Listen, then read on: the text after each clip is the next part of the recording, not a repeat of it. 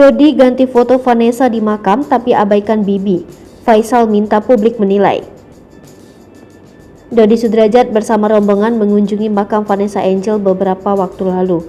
Momen tersebut terekam dalam video di kanal YouTube Surya Citra Televisi Senin 23 Mei 2022. Dalam kesempatan itu terlihat Dodi membawa foto baru Vanessa untuk mengganti bingkai foto yang lama. Menurutnya, foto di pusara Vanessa Angel sudah tidak layak karena usang terkena panas maupun hujan.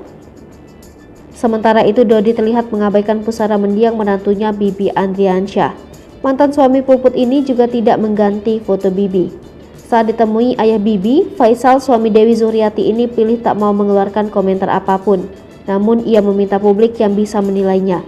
Secara tegas, Faisal mengatakan dirinya dan Dodi berbeda. Menurutnya, setiap pribadi manusia itu berbeda-beda, pun pihaknya menyebut hal itu tidak pantas untuk dibesar-besarkan.